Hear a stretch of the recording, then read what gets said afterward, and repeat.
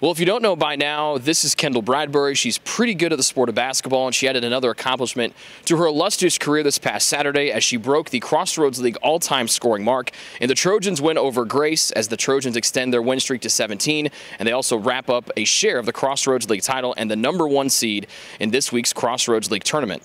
So we have a lot to get through in a short amount of time, Kendall, but what did it mean to break that record on Saturday, one that you knew you had a chance to get when the season started? Oh, it was absolutely surreal and it was so exciting, and on top of an emotional day. I think it was just probably the best day to get it, and it was just so fun because my whole family was here, and it was the first record that any of them had really seen me break, so it was just great, and my teammates helped me celebrate it really well. Did the shot feel good when it left your hand? Absolutely. I mean, like I've said before, I don't really like shooting that corner three, but when we came out at halftime, Coach actually drew the play up so that I could just get the record over with. And as soon as Aubrey passed it to me, and I think that's what made it even cooler, was like one of my senior teammates passed it to me, and as soon as it left my hand, I knew it was nothing but the bottom of the net and stuff. So that was even more exciting because I was super confident that it was going in.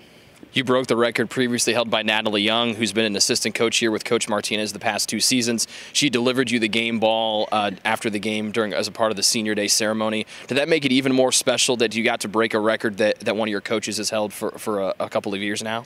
Yeah, and I think that that's the reason why it was probably so emotional, because I honestly, who would have ever thought that Natalie and Coach would be here is the way that I've thought about it, and just the fact that she's been on the bench for the past 2 years, and it just made it really, really special. And when she handed me the ball, I couldn't help but cry because that's the person Natalie is, and just her heart. And I mean, she's been rooting for me to break the record since she knew that I was close. And so I mean, I think that attests to a lot of who she is and everything. But it was just great, super emotional. But it was just awesome to have her sitting there on the bench and giving me a hug as soon as I got it.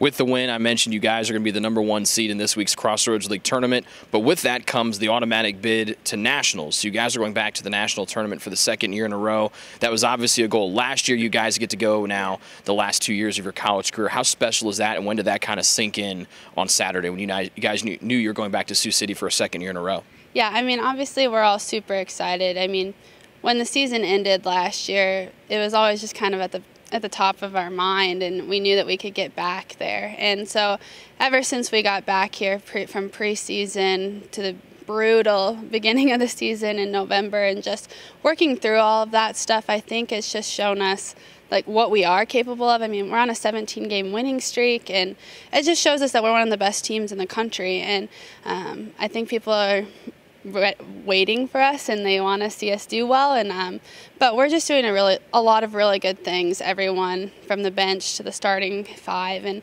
it's just a great way to end your college career, just going back to the place that you've wanted to go for so long. And it's just been great, and I'm super excited. You guys have a little more work to do before you head back to Sioux City. That's this week's Crossroads League tournament.